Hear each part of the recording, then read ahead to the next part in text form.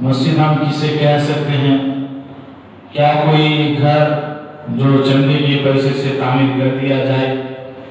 وہ صرف تعمیر کر دینے سے مسجد ہو جاتی ہیں، یا پھر اس کے لیے کچھ اور بھی شرائط ہیں؟ کیا مسجد کو آباد کرنا خالی نماز ہی پڑھنا ہے، یا پھر اس کے ساتھ ساتھ اور بھی رسومات بھی ہیں؟ کیا یہ مسجدیں صرف دکھوں میں غموں میں یہاں کر کے حاضری دی جائے، یا پھر خوشیوں میں بھی حاضری دی جا سکتی ہیں؟ یہ مسجدیں اسلام میں اس کی کیا اہمیت ہے؟ مومن مسلمان کے لیے مسجد کی اہمیت کیا ہے؟ اور عامت المسلمین کی فلاح و بہبود کے لیے مسجد میں کیا کردار ہے؟ سماج میں اچھائیوں کو پھیلانے میں مسجد کا کیا کردار رہتا ہے؟ یا یوں سمجھ لیجیے بڑی نوع انسان کی فلاح و بہبود، پوری نوع انسان کی تمدن و تاریخ یا اس کی زندگی کے اچھے برے چیزوں کا آئینہ دکھا کر یہ مسجد کس طرح کام کرتی ہے۔ تو یہ ہم قرآن کی روشنی میں دیکھتے ہیں کہ قرآن کیا کہتا ہے کہ یہ مسجد کن لوگوں کے لیے ہے، کیسے لوگ ان مسجدوں میں آتے ہیں۔ اس کے بعد دیکھیں گے کہ اللہ تبارک و تعالیٰ کے حبیب صلی اللہ علیہ وسلم نے ان مساجد کے لیے کیا کیے اور ان کے فرمان اور ان کے احکامات کیا ہیں۔ اللہ تبارک و تعالیٰ سورۃ التوبہ میں اعلان فرماتا ہے انما یعمر مساجد اللہ، بے شک اللہ کی مسجدوں کو آباد کرتے ہیں الذین آمنوا باللہ، وہ ہیں جو اللہ پر ایمان لے کر آئے، وبالیوم الآخر، اور آخرت کے دن پر ایمان لے کر آئے، اور فرماتا ہے کہ وَأَقَامَ الصَّلَاةَ وَآتَى الزَّكَاةَ، اور نماز قائم کے زکوٰۃ ادا کریں، فَعَسَىٰ أُولَٰئِكَ أَن يَكُونُوا مِنَ الْمُهْتَدِينَ، تو قریب ہے، امید ہے کہ اللہ تبارک و تعالیٰ ایسے لوگوں کو ہدایت یافتوں میں سے شمار کر دے، ہدایت یافتوں میں کر دے، یا یہ لوگ ہدایت یافتوں میں ہو جائیں۔ ذرا سوچیں کہ اس مسجد سے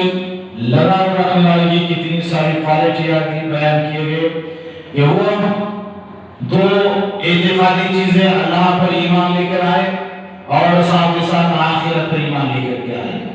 یہ دو چیزیں غیب ہیں۔ تو ذرا سوچئے گا غیب کا تعلق کس طرح سے مومن مسلمان کے عقیدے اور اس کے ایمان کا جز ہے۔ اگر غیب کو بھی خالی کر دیا جائے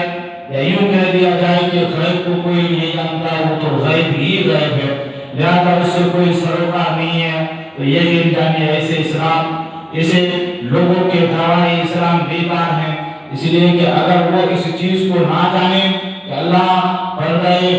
غیب میں ہے، اللہ کو انسان جو اپنی آنکھوں سے نہیں دیکھ سکتا ہے، اللہ کے علم کو کوئی دوسرا انسان احاطہ نہیں کر سکتا ہے، اللہ کی ذات اتنی عظیم و برکت ہے کہ اس کو کسی انسان وہ کسی چیز میں حلول نہیں کر سکتا، کسی چیز میں شامل نہیں ہو سکتی۔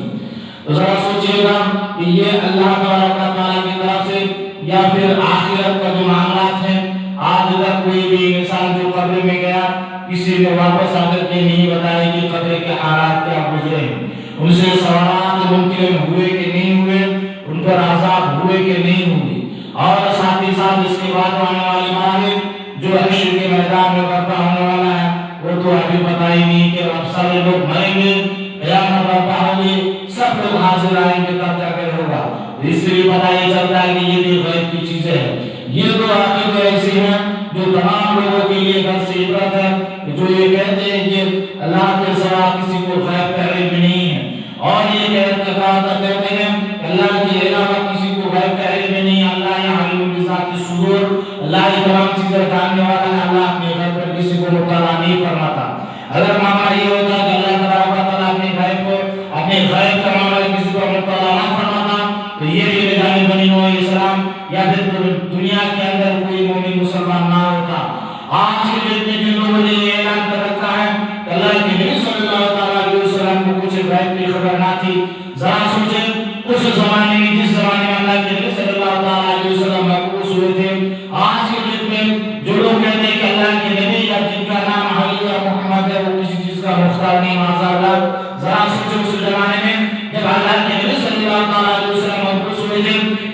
اسلام کی تبلیغ کو اشاعت کر رہے تھے، لوگوں کو دین اسلام کی طرف دعوت دے رہے تھے، تو اس زمانے کے جو لوگ اسلام کو نہ ماننے والے تھے، جنہیں کافر کے نام سے جانا جاتا ہے، تو بتائیے ذرا سوچے وہ لوگ جو اسلام کو نہ مان کر کے یہ دعویٰ کر رہے تھے کہ بتائیے نا ہمارے ہاتھ میں کیا ہے، وہ لوگ دعویٰ یہ پیش کر رہے تھے کہ آپ زمین پر رہتے ہوئے آسمان کے چاندوں کو چین دیے تو مانے، وہ لوگ یہ دعویٰ کر رہے تھے کہ آپ درخت کے پیڑ کو جب اڑا لیجیے تو ہم مانے، وہ لوگ یہ دعویٰ کر رہے تھے اس اٹھنی سے جو اس اٹھنی سے بات کریں تو ہم مانے، وہ یہ دعویٰ کر رہے تھے کہ گیا ہوا شکار یعنی واپس نہیں آتے ہیں، تو یہ تمام چیزیں کیا ہیں؟ یہ تمام چیزیں ایک انسان کی اختیارات ہیں جسے اللہ تعالیٰ نے پاور دی ہے، ورنہ وہ لوگ جو اسلام کو نہ مان کر کے یہ اعتقاد رکھے کہ جس کو اللہ نبی بنائے گا، جس کو اللہ اپنا ہادی اور حق چنے گا، جس کو اللہ تعالیٰ بنی بنائے انسان کی ہدایت اور رشد کے لیے ان کی فلاح و بہبود کے لیے چنے گا،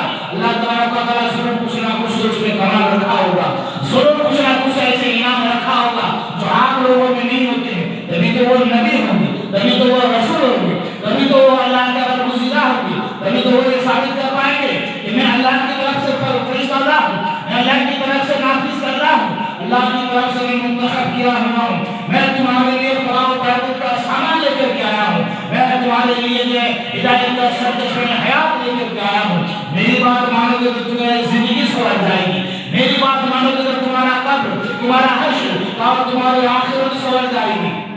میری بات مانو گے تو تمہارے کی وہاں یہ جہاں اور وہ جہاں دونوں جہاں تمہارے لیے جو کامیاب نظر آئے گا، تو یہ چیزیں کب ہو پائے گی؟ جب اس زمانے کے لوگوں نے چنا تھا، جو لوگ نہیں مانتے تھے ان خالی آتی آتا کہ ہم جس کو جو ہمارے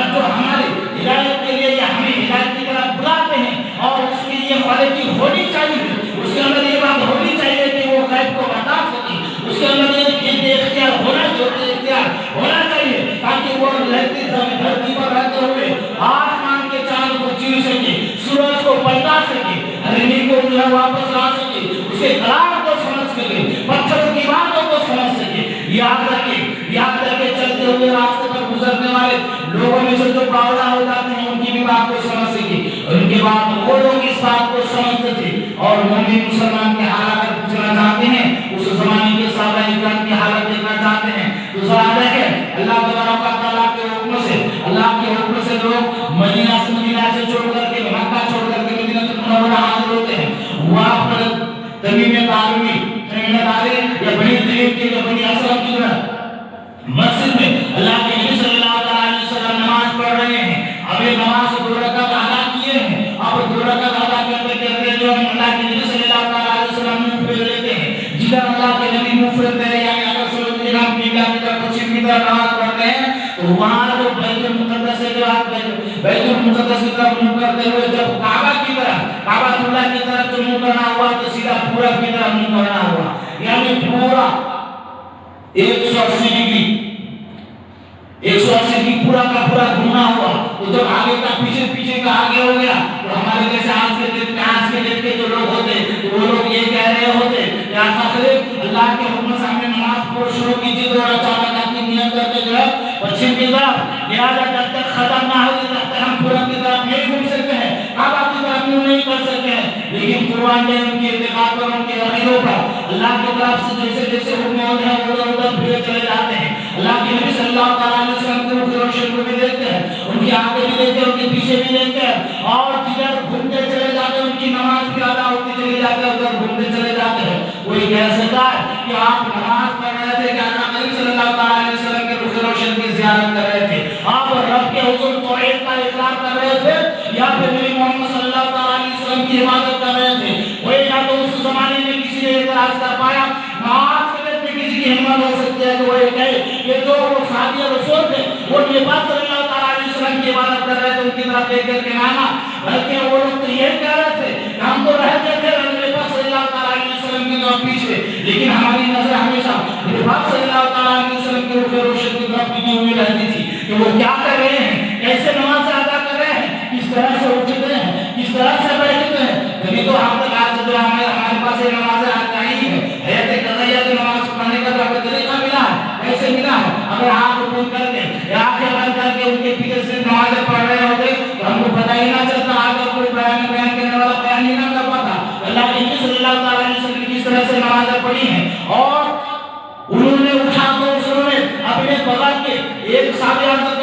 मैंने मेरे पास सल्लल्लाहु अलैहि वसल्लम को सजदा करते हुए देखा और ऐसा सजदा करते हुए देखा कि बगल की सफेदी नजर आई। जरा सोचो किस तरह से उन लोगों का दिमाग होता था, किस तरह से देख रहे थे, सिर्फ चेहरे को ही पूरे आज़ा को देखते थे, बल्कि बगल की सफेदी नजर आई ये कर देख रहे थे और इन चीजों को देख करके चुप चुप ही नहीं रहते थे, बल्कि उसमें बयान नहीं करते थे। इसमें कोई आज की बात भी ना समझते। आज भी अगर कोई आकर के हमारे पीछे नमाज पढ़े और ये कहे कि इमाम साहब तो हमारे नमाज पढ़ रहे थे ना, नाक खुजाए के तो मतलब मैंने देखा मैंने गिना, तो सुनने वाला तो ये कहेगा कि तू नमाज पढ़ रहे थे कि इमाम साहब को उठने बैठे या खुजाने की हरकत को देख रहे थे। लेकिन उस जमाने के किसी साहब रसूल ने किसी दूसरे साहब रसूल को ये नहीं कहा कि आपने अल्लाह के नबी सल्लल्लाहु अलैहि वसल्लम की ये चीजें देखी तो बयान की होगी, बल्कि अल्लाह के नबी सल्लल्लाहु अलैहि वसल्लम की भूली का होगा। भूले तो पहली आदत ये दी गई थी कि बल्लिगु अन्नी वलो आया, मेरी तरफ से पहुंचा था ये की आयत हो, मेरे हाल जो भी तुम देखो वो तमाम चीजें बयान करो। आज किसी इंसान की हिम्मत नहीं है, किसी इंसान के अंदर इतनी पावर नहीं है कि वो ये कह दे कि मेरी हर हालत को तुम बयान करो लोगों के सामने। अगर ऐसा हो जाए तो आदमी समाज में भी इज्जत हो जाए। इसलिए कि इंसान ही है, इंसान दुनिया में रहते हुए कभी कभी अच्छा काम कर लेता है, कभी कभी शैतान के बहकावे में आकर नफ्स अम्मारा के नाम पे तेरे भी फंस करके कुछ ऐसा काम गुजरते हैं जो लोगों के सामने लाने में मुझे शर्मआर महसूस होती है। लेकिन प्रभु सल्लल्लाहु अलैहि वसल्लम काबिल तरीन इंसान है। अल्लाह तआला ने उनकी परवरिश, अल्लाह तआला ने उन्हें हर चीज की जानकारी अता फरमाई और ये इतनी सारी जानकारी अता फरमाई जो कम लोग कैद में नहीं आ सकते, हमें गिन करके नहीं बता सकते कि कितनी सारी जानकारी अता कर दी। आप हजरत सुनकर के शायद ये कह सकते हैं कि फिर वही बात आ गई। अल्लाह के नबी सल्लल्लाहु अलैहि वसल्लम के लिए वो इल्म शामिल कर दिया जिसकी कोई हद और गायत नहीं, ऐसा मालूम होता है। ये इल्म अल्लाह तआला ने अपने नबी सल्लल्लाहु अलैहि वसल्लम को इल्म अता किया और इतना अता किया जिसको हम शुमार नहीं कर सकते हैं, लेकिन ना शुमार करने के भी ये हद है कि उसकी भी कोई हद है। जैसे हमारे आसमान के ऊपर हम सितारों को देखते हैं, आज तक किसी ने दावा किया है कि आसमान के अंदर इतने करोड़ सितारे हैं, कोई गिन नहीं सकता है। या इसका मतलब ये है कि इस सितारों को गिन ही नहीं जा सकता है। जब वो मौजूद है, आंखों के सामने है, देख पा रहे हैं तो जरूर गिन सकते हैं, लेकिन गिन ना पाना ये हमारी मजबूरी है। लेकिन रियलिटी है कि चाहे तो गिन करके खत्म कर सकते हैं। लेकिन अल्लाह के नबी सल्लल्लाहु अलैहि वसल्लम की वो इल्म, उनकी जो इजाज़त, उनके जो अल्लाह की तरफ से जो इनामात मिले हैं, अगर कोई इंसान आज के डेट में या किसी भी डेट में आकर के वो ये सोचे कि मैं अल्लाह के उन एहसानात को गिन लूं जो अल्लाह ने अपने हबीब पर किए हैं, तो वो तो छोड़ो, जो अल्लाह ने तुम पर किया है उसके बारे में अल्लाह तआला फरमाता है कि इन तौक्कुली मतल्लाह ला तहसुहा, अगर तुम अल्लाह की नेमतों को शुमार करना चाहो तो नहीं कर सकते। ये जो हम पर इनामात है अल्लाह की, ये नहीं शुमार कर सकते हैं। तो जरा उस साथ के बारे में सोचे जिसको अल्लाह तआला ने अपने कुर्बे खास पर बुला लिया, जिसको अल्लाह तआला ने अपने जलवे दिखाए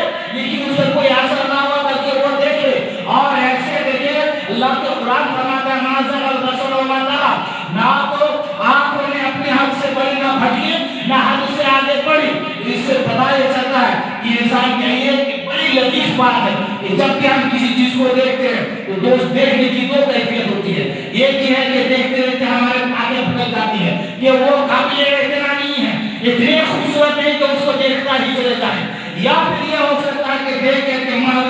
मरवे इस तरह हो जाए कि हमारी ख्वाहिश हो जाए कि हम उससे मिल जाए, वो हमारा होता है। जैसे कि शायर ने कहा था कि मन तू शुदम तू मन शुदी, मन तन शुदम तू जान शुदी, तकसना को एक बात अगली तू दिगरम मन दिगरी। ऐसी कैफियत हो जाते हैं हम उनसे मिल जाए या वो हमारे हो जाए, ऐसी कैफियत होते हैं हद तक हसरत तजावुज करना। इसलिए कि जो सामने है वो रब कायनात है और जो महबूब है ये हबीब कायनात है, तो दोनों का एक दूसरे से मिलनवार है। ना तो रब तुम्हारा पता इन्हें हुजूम कर सकते हैं, ना नबी सल्लल्लाहु अलैहि वसल्लम से साथ में जा सकते हैं, ना ही आंखों का फेर लेना ये अदब के खिलाफ है। तो अल्लाह तआला कुरान मुकद्दस में याद फरमाता है मा ज़गल बसर व मा तगा, ना तो आंखें पर की भटकी और ना हद से तजावुज की। जरा सोचे उस इल्म की हद को, जरा सोचे उनकी अदब एहतराम को,